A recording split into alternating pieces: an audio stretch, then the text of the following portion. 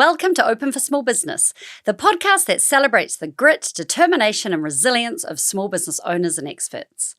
We dive into the real stories behind running a business, from the big wins to the tough lessons, with candid conversations from those who've lived it. I'm your host, Bridget Snelling, Country Manager for Xero in Aotearoa, New Zealand. We're open for small business. Well, kia ora, welcome to the podcast today. Thanks for joining us. I am really excited to have my friend Rajna Bogdanovic with us today. Rajna is the founder of Optimally. She is a clinical and organizational psychologist that has a deep desire to revolutionize the way we provide physical and mental health services to professional service firms here in Aotearoa, New Zealand. Rajna, thanks for joining me. Thank you for having me. So exciting to have you here. We've had so many great chats in the past and so much to talk about. So we'll kick straight into it. So just for the benefit of our listeners, tell us a little bit about your background, how you founded Optimally, where the idea came from. You've got such an interesting background. Yes. Yeah. So Optimally is New Zealand's only specialist wellbeing provider that specialises in professional services firms. And the way it sort of started, there is a bit of a background. So after finishing my first degree at Auckland Uni, doing my honours, I went to Holland to work for the UN. I worked for criminal tribunals. That's right. How fascinating. Yes, working with lawyers, criminal lawyers and all the things. And then went to Australia, actually studied in Australia, and then worked for Victoria Police and the Country Fire Authority. I was the senior psychologist there. And then I sort of saw that people in really high stress, high stakes roles exhibit very similar types of stress, and the way they deal with it is really similar. And so I came back to New Zealand just 6 months before COVID, coincidentally. And I started actually a private practice, and I built my network within professional services firms, which is an area that I love to work within.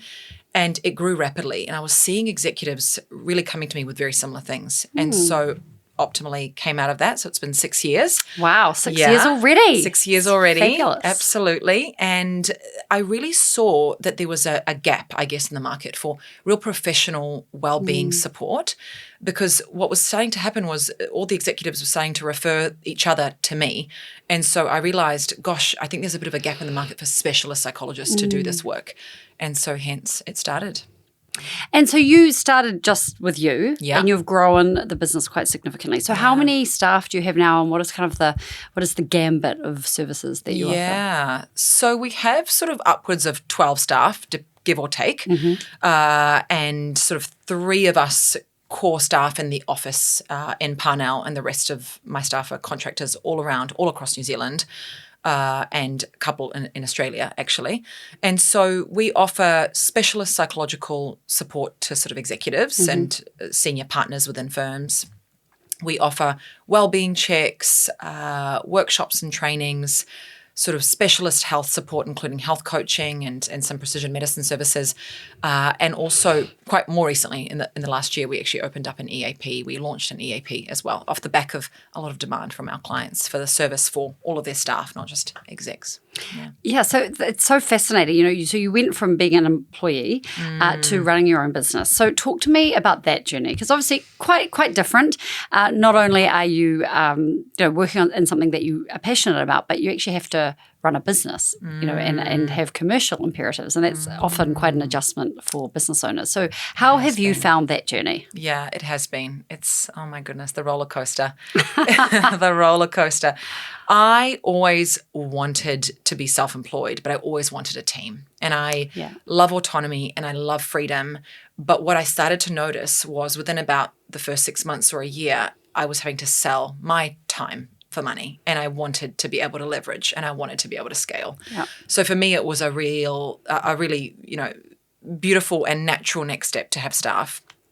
However, that comes with many, tricky things. But it's been, I think, having the right mentors, having the right accounting support, obviously having, tools like Xero, but that's made it so much easier for me because quite frankly, if I had known what I know now, I don't know whether I would have done it. Do you know, everyone who comes into the studio says that. Yeah. But everyone carries on, Absolutely. And so I think it's fantastic. You go through those challenges. Absolutely, because I think freedom is my number one, and many entrepreneurs talk about freedom. Freedom is one of my key values in life, and I always wanted to have freedom of time, of everything, and I always wanted a team that could support me to solve problems because I love solving problems. I'm not good at just sitting down, theorizing, being in meetings for hours on end. So being able to have a multitude of brains, because I'm not the only one that has all the skills or knowledge. I know that. And so being able to hire exceptional people, which is also so exciting to be able to have an impact on who you work with. So hiring exceptional people who bring in new life and to be able to solve problems quickly, that just excites me so much. So it's actually been a reasonably smooth journey in that I've been able to hire the right people to do the right thing. But of course, it's still a roller coaster some days. But on that roller coaster, obviously highs and lows. Let's take a minute to talk about some of the highs. So what are some of the things? Like, is there one thing, a few things that stand out to you as things that you've been really proud of or that have gone really well? Yeah. I think there are a couple, and probably I think about that from two perspectives. I think about the firms and the companies we serve, and then I think about the individuals. For me, when the CEO or head of P&C or HR or anyone in senior leadership comes to me and tells me, Rajna, we are so grateful to have Optimally in our firm. We have less stress. I'm not up at night. I'm not thinking about compliance. I'm not thinking about risk. We know that the minute that a referral goes to you guys or the minute that we've signed the contract, we know that it's taken care of. So these conversations, they fill me up beyond belief because that's something I value. I value when people take things off my plate. I value when things are done really well professionally. So those are huge highs for me. And then I think on an individual level, just the other day, actually, we were at one of our firms and someone in IT had to help us. And the person said, oh my gosh, you're from Optimally. I love Optimally. He literally said, I love Optimally. And in a country where I think there's still taboos and stigmas around well-being and in particular mental health, absolutely. For that person to have said, I love Optimally, which means he's utilized our services, those types of things, it's priceless to me. So I think sometimes you start a business and you think, it's going to help and you know the path that you think you're on, but then the service actually comes to life and people actually utilize it and you go, wow. It's helping people. Yeah, because I have so many questions about that. So, first of all, who has helped you on your journey? Because you mentioned like working with an accountant before, but often it's like you said, you can't do it alone. So, has there been any individual or kind of group of people who have you've gone to for support or who have really kind of helped guide you on your business journey so far? Yeah, I think. Within my very inner circle, my parents, hugely. My parents are both self-employed. They're in real estate, but they're self-employed. And I think through osmosis, I've learned specifically through my mother, I'm the chip off the old block, very similar, very similar. And so just having immigrant parents who are incredibly hardworking, who, do anything to support you and did anything to support themselves and families back home. So that's been huge support. And I think my mum knew, specifically my mum, that I was always destined for self-employment. I lasted 4 years, Bridget, being employed. That is all I lasted in Australia. It's more than many. Australia. And it was very quick after finishing my final degree that I knew that self-employment was for me. So I think my parents are just my biggest, and my brother, they're just my biggest cheerleaders. And my partner, of course. But I think for me, I knew very early on that I did not have all the answers. And there was so much that I didn't know. And I'm still hungry for knowledge. I'm hungry to learn and grow and develop. So I just networked. I mean, I'm an extrovert, so I'm obsessed with people and connecting. So I just networked and I found a couple of mentors who I think aligned with my sort of needs. They knew small business, but also were far more ahead than me. And that's the kind of person I wanted. Yeah. So I've had a couple of those and I'm lucky enough to have, and I say luck, but it's also hard work. I've worked hard enough and had some luck to have had some of the CEOs of some of the businesses we've worked with, either upon retirement or when they've changed roles, sort of say, hey, I love the business. I loved working with you. Would you be interested in having another mentor? So I've got a real advisory sort of team around me, which has been incredibly helpful. Speaking of accounting has been interesting. We've had some ups and downs with accounting, but more recently have actually hired an incredible accounting firm, which is incredible for small business.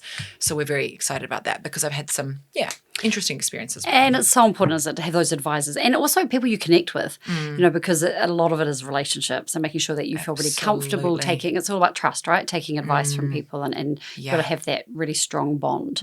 And so now thinking about your clientele, so you've, obviously professional services. I'm really curious about this because as a recovering lawyer, shall I say? No, I was a lawyer a long time ago. But, I understand that world a little bit and it's not, and there is, I think it's different now, but, well-being is kind of not top of mind a lot of the time, or traditionally hasn't been for kind of professional services firms, lawyers, even accountants, consultants. So how did you, because 6 years, so it's a reasonable amount of time, how did you kind of break into that area and into a kind of, I guess, a sector that's traditionally hasn't necessarily been well-being first and foremost, long hours, I speak from personal experience. It's that kind of an area where people burn out quite quickly, which is obviously why there's a need. But how did you break in to that?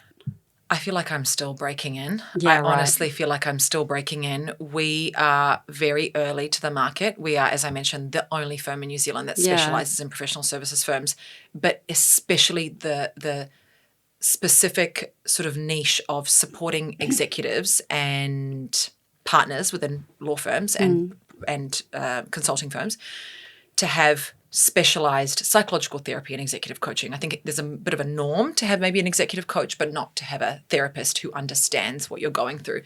And so I think we're still breaking in, which is exciting, very exciting, but it's been a mix of educating, kindly, compassionately educating, whilst simultaneously helping organizations realize their obligations.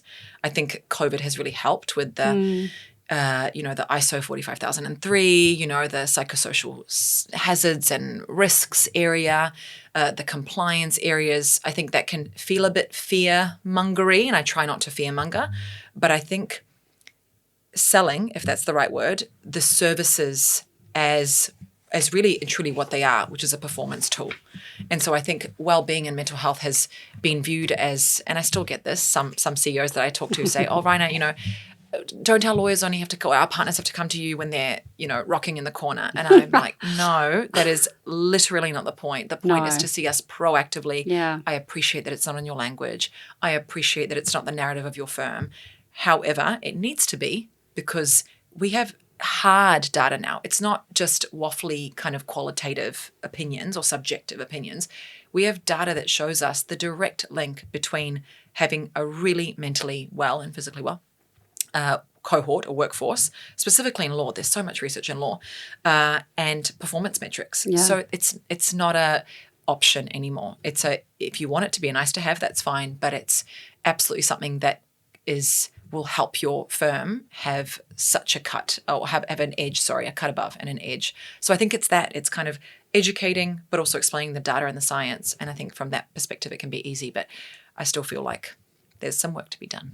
And have you, over the past 6 years, noticed an improvement in kind of the appetite, or I guess, the willingness of some of these partners to engage? Have you seen an improvement? As I think generally mental health and wellbeing as a topic, as a subject, has become a bit more spoken about, and there's far less of a stigma than there perhaps used to be. Have you noticed in terms of the people you're working with that they're more receptive? Are younger partners coming through? Are they a bit different? Like what are you seeing in terms of like the variation within the firms that you're working with? Yeah, for sure. Even across 6 years, I've seen a significant shift. I think what's really tricky is that one of our initial clients was a large Big Four consulting firm, and I feel like consultants in Big Four are quite different from partners in law firms. They're perhaps a little bit more open to some of these areas. And so we had huge uptake early on. And I thought, it was very naive of me, I thought, oh, everyone's going to be like this. And then we started working with a few big law firms, and then it wasn't the same. However, over the course of the last 6 years, I've absolutely seen it. And I think the shift is because of new partners coming through, or new younger individuals coming through. And unfortunately, there's a small cohort of older professionals, perhaps closer to retirement, that do perhaps have that toughen up spoonful of cement mentality, and that, well-being is concrete pill, and that well-being is something that you need to take care of at home. However, what we're seeing is that younger individuals, or just individuals coming into the workforce now, are expecting a lot from their workplace, connection and well-being, and and all of those factors, and they're taking home a lot of these stresses. So absolutely, we're seeing much more of an uptake in that kind of 30s, 40s, even 50s, but 50 plus, less so for various reasons. Although it's really interesting because we see a lot of partners coming to us nearer to the end of their career because of legacy, and also sometimes regrets, what they haven't done, and wanting to really make the next season of their lives the best that it can. So it's kind of an interesting, an interesting trajectory that we see. I mean, I love the work that you're doing, not just because it's obviously having a huge impact, but personally, I don't think I was ever more stressed than when I was a junior in a law firm, just because the culture at that time was not one of take care of yourself. It was work all night and kind of recover in your own time in the weekend and show up with a smile on your face. And I think, hopefully through the work you're doing, you're having a really strong impact on those professional services, which, are so important. And and they, provide a lot of services for the economy. And so if we see good behavior being role modeled, it can really help other businesses also understand how important it is to take care of not just your executives, but all of your people. Absolutely. And so you mentioned something before that is a nice segue. You said how the first kind of firm you worked with, you had a great experience and you're like, oh, hopefully everyone's as open-minded as this. And then the next time they weren't. And that's, that's a common challenge, right, in business. You kind of you get into business and something goes swimmingly well and you think, oh, this is going to be easy. And then suddenly, whoa, it's much harder than you thought. So how did you respond to that initial challenge and challenges that you've faced along the way? How do you, I mean, you're a psychologist, you're probably very good at picking yourself up and carrying on and being resilient. But how did you find that? Because, you mentioned before the roller coaster of business. It's real, right? You have good days, you have bad days. How do you respond when you have those challenges, when you face those? So for that particular instance that we speak of, I think what got me through initially was naivety. Just kind of saying, you know what, the other firms are not utilizing, but I'm sure that if I work hard, educate more, it'll happen. And eventually it did.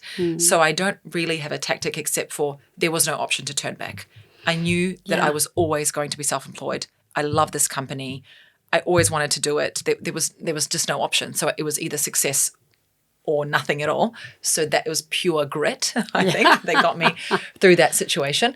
And thankfully, we're out of that by far. But I think for me, what gets me through are two things over and above everything else: perspective and self-awareness. So for me, when I do get in the weeds, which I do from time to time, sometimes more often than I'd like to admit, having perspective, which I get from others. I tend not to be able to gather perspective on my own when I'm in a state, but I get perspective from all of my mentors, advisors, all the people that love me. And that really is about understanding from a high level. I really try and go way up high and view the situation as what it is. And I actually just want to note quickly on perspective. I didn't listen. I saw a LinkedIn post by Simran Kaur of Girls That Invest now, Friends That Invest, the other day, or maybe a couple of months ago now. And it was as if she was speaking to me. She did this post, and I'll butcher it, but she was saying that she was talking to one of her mentors, and she said to the mentor, the business is done. It's over. It's all horrible. Now, I'm over it. And her mentor said, okay, well, that's fine. So show me the data that it's over. And she goes, well, there isn't actually any data, but it's done. I know it's done. It's awful. And then her mentor went into their back end, might be Xero, I'm not sure, and said, actually, it's not done. The data is showing that we've got plenty of runway, And this spoke to me because this is so what it's like. You sometimes don't have perspective because you're in it. You're in the thick of it, and your narrative in your mind. And some people don't understand this when you don't own a business or when you're not in business in this way. The numbers could be right in front of you, and yet you feel as if you're sinking or swimming or whatever it is. Yeah. So I think gaining that perspective that it's not over, that yes, sometimes week to week things change hugely, but that actually over a long period of time, it's it's okay and it's going to be okay. So I think perspective. And the second thing for me is self-awareness, which is typical psychology, it's typical of a psychologist. I think growing that capacity to know what are my triggers, how do I get out of this, what do I need in this moment, and to build my sense that, build my capacity for that sense of, grit and resilience, so to be able to be self-aware enough to know that it's not all lost. And I think one of the best things that really supports me, which is, in the same vein of self-awareness, is the ability to sort of circumvent a negative mind state. So sometimes you get into a hole, you ruminate. And I think Novak Djokovic actually recently, the tennis player, did an interview where he spoke about this. My capacity to be able to really quickly get out of a bad state is one of my superpowers. And I think the superpower of many entrepreneurs, hopefully. So to be able to go from really awful, tricky feelings and thoughts to, it's okay within a few minutes as opposed to a few hours or a few days. That's powerful. And, this is a bit of a segue, but it's so interesting. I think people listening will find this really interesting because I think I've heard resilience described as effectively how quickly it takes you to bounce back from disappointment or a challenge, right? That is the official definition of resilience. I've butchered the definition, but there you go. And so how do you... Because obviously this is what you do for your business as well. How do you learn that, or how do you train that? And what are the things you do personally to help keep you in a state where you are able to bounce back more quickly? Are you born with it, or can you learn it? No, you can learn it. And the operative word there is train. I'm sure there's some theory around this, but I don't think people are really... I'm sure a percentage of people are born with these skills, but... the concept of neuroplasticity, right? That our brains, when we, our neurons fire and then they wire. So we wire our brain in whatever way that we want based on our thoughts, how frequently we think those thoughts, how believable those thoughts are, aka how much we buy into them. So I was not born with this and certainly did not have this early on, but I realized very quickly that this thing that I've chosen, this freedom that I've chosen, this business that I've chosen, is up and down. There's a reason why I was far less stressed, working in a role. I was able to, 9 to 5, you get there each day. It's very similar. I've chosen this and it's extremely high peaks and extremely low troughs. So I learned very quickly that if I want to be able to have another really good day tomorrow, because I'm a forever optimist and just want to have fun at work, I need to be able to really quickly navigate that. So I learned how to, and it's literally psychology 101, cognitive behavioral therapy 101. I learned to reframe. So what is actually happening? What emotions am I feeling? And they're just data. Emotions is just data from an emotional intelligence perspective. So what emotion am I feeling? What is it telling me? Is there evidence for what it's telling me? Or is it just me with a narrative in my head? Then reframe. So is this useful? Is this going to be helpful to me in 3 minutes, in 3 days, in 3 weeks, in 3 years? Probably not. Let's have an alternative thought. So it's literally teaching my brain, which now it comes naturally, thank goodness, because it was a cognitive load initially, but it's teaching your brain how to reframe a situation from a really difficult and quite charged one to more neutral.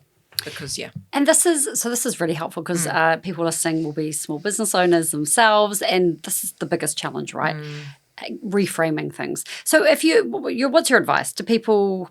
Sit down, take the time to do that. When you find yourself triggered by something or spiraling, because you say it's automatic for you now, but do you have to work with a therapist? Can you do it on your own? Is it just a matter of taking the pause and writing it down?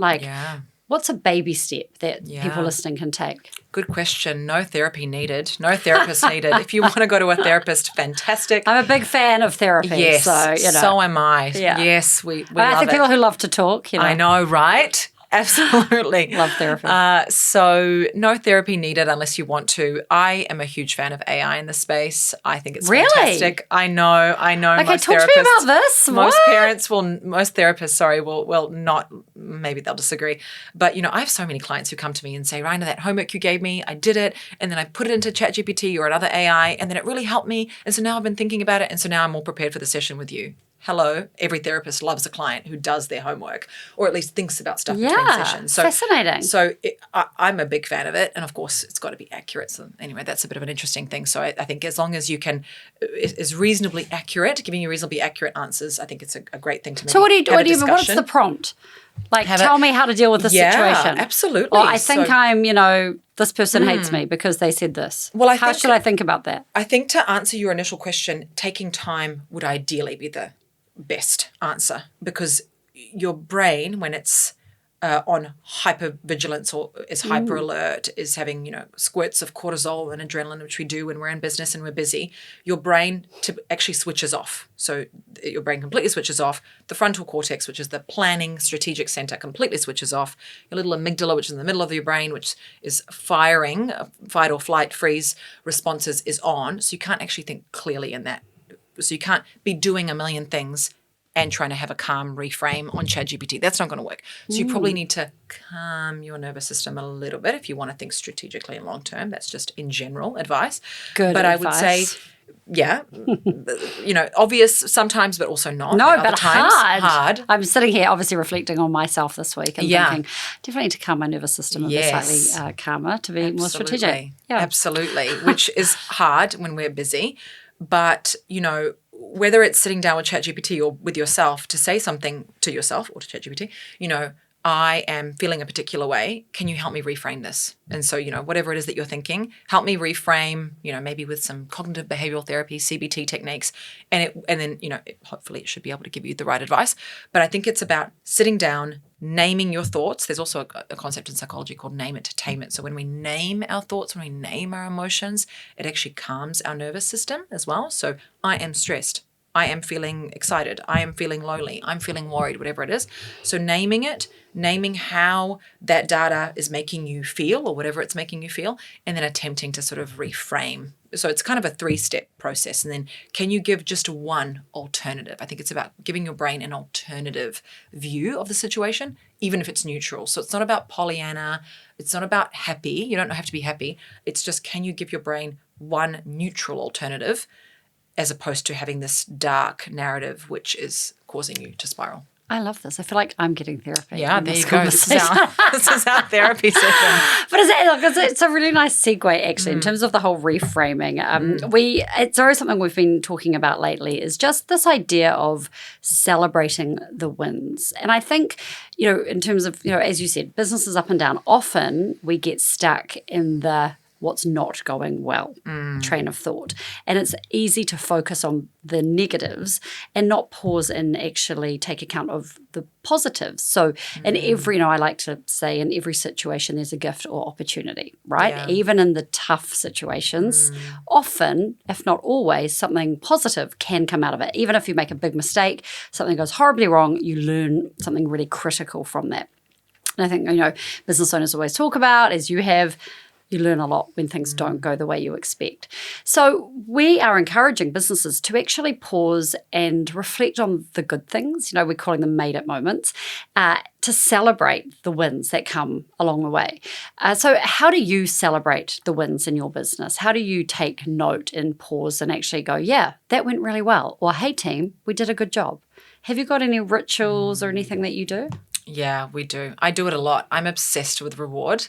Of course, the science always comes to mind, which is that, humans value or behaviors improve when you reward as opposed to punish. So punishing yourself constantly or even being neutral with yourself is not helpful, especially because our brains are wired to seek out threats. Our brains aren't really wired to help us to win from an evolutionary perspective. So given that we know that as a team, we know that in order to stay motivated and to stay excited, we need to reward ourselves. So we're a team of foodies. We are massive foodies. I would call it obsession level, especially me and our operations manager. We are so obsessed with food and the latest thing. What in particular? I'm a Korean fan. I love Korean. I'm obsessed in so many ways. And so we love First Table, the app First Table, And so she'll just book us in. So we're like regularly. So we have a lot of small wins. I personally love to celebrate small wins. It makes me feel really good. So I'll go down to the minutiae. Like even if a client had something positive, I'll be like, that client was amazing. Or whether it's, of course, without breaching confidentiality, or it might be with a firm that's just celebrated something, or even if we had a mention, by a client.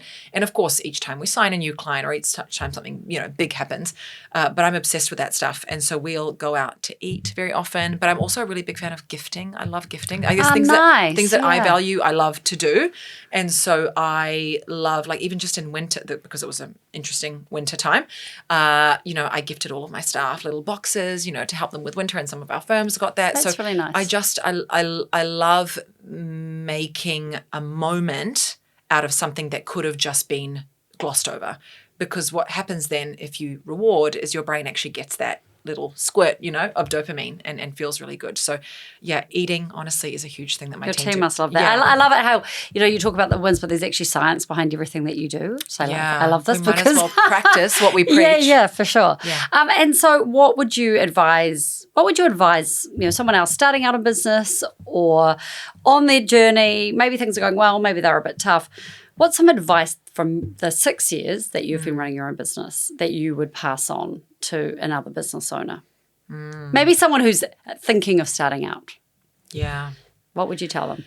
If someone was thinking about starting out, and I don't know if this is popular opinion, I know there's sort of two schools of thought here, but I would probably do some things differently, but something similar, which is you don't need to have all the answers. Just start. That is what I believe. It's only my opinion. I think if you've got a fantastic idea, there's a reasonable product market fit or service to market fit, just do it. Go out there and test.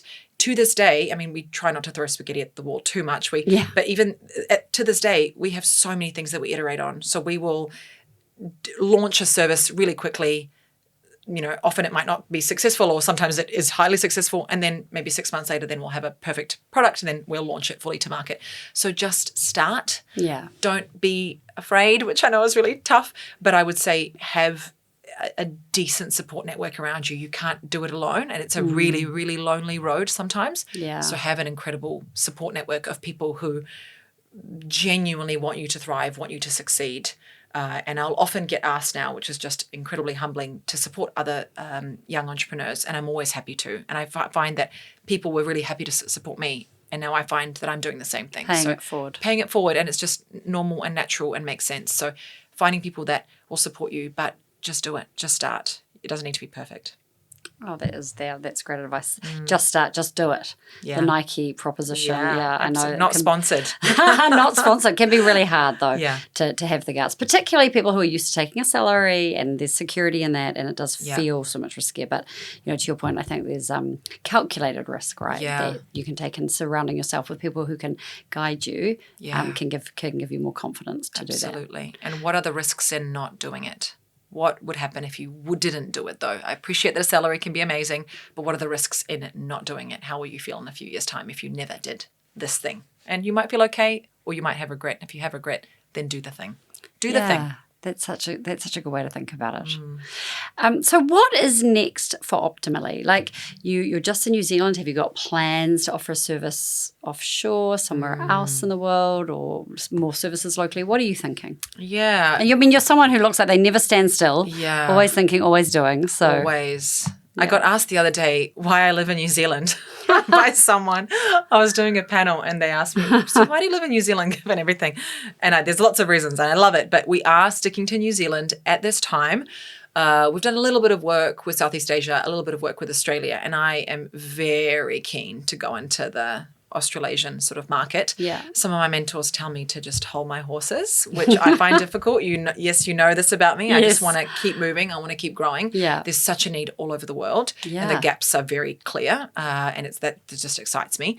But yeah, sticking to New Zealand, trying to, I guess, continue to really grow in this particular market, which again, we've kind of paved the way for. So continuing to pave the way in the market as well as grow the market, and then probably very, very soon jumping into Australia and probably Singapore and some of those areas. And I guess growing the team and some of our capabilities. Yeah, and I think it's such an amazing proposition. Could you foresee a longer term future where there's some sort of, tech involved in scaling your services so you can service more people? Yeah, absolutely. We think about it all the time. And I think what's tricky for me is that I'm sort of somewhat old school in that I just want to provide really high quality services, which is the thing that takes time and money and isn't very scalable sometimes. The human interaction. And a human interaction. Is such an important part of this, isn't it? It's my real obsession. And I think also the research on apps, which I love apps in so many ways, but some of the research on psychology apps in particular shows that when an individual engages with an app, the engagement is increased, but actually does the behavior change? And so we know that behavior doesn't tend to change as fast or as for the longer term as it does when someone's actually engaged in one-on-one support, high quality one-on-one support. So I'm very torn, but absolutely. I mean, we already use some technology, but I think that's likely to be the way we go. And if there's a way for me to figure out how to have a really high quality service whilst scaling, then of course I'll do that. But the quality is something I'm obsessed with and what we're sort of known for. Yeah. And so ideal state, what impact do you hope Optimally has on the world? I mean, obviously you've got such great mahi, such a great vision. If in 10 years' time someone was to say, wow, Optimally did this, what would that be? Optimally has changed the way that we view well-being, mental health, physical health in general, in the world. It's changed the way that we may be starting with New Zealand. Maybe I don't want to get too ahead of myself. Be ambitious. I like that. Yeah. But it's changed the way we view well-being, and it has made well-being just a core part of business and a core, not even a competency, but a core part of business and the way we do business. That would be incredible. Yeah, well, your mahi is incredible. Such a great story, such a fascinating business. And I love that you are, you're the pathfinder in this space. And I think New Zealand's really lucky to have someone like you spearheading this kind of work for professional services and beyond. And I hope that people listening have also feel that, investing in wellbeing for themselves, for their team is super important to get really strong economic outcomes. And I think ultimately, right, that's what you're trying to drive. If you're trying to help these businesses look after their people so that they can have better commercial outcomes, which is so important, particularly since SMEs make up 97% of our economy. We want to make sure that our SMEs are taking care of themselves as well. And I'm sure they will find a lot of inspiration from your journey and the way you approach the ups and downs of business. So, Rajna, thank you so much for joining me today. Thanks. It's been such a pleasure chatting to you. And I wish you all the best for the future of Optimally. I know it's going to be a very exciting one to watch. Thank you, Bridget. Love it. Thanks.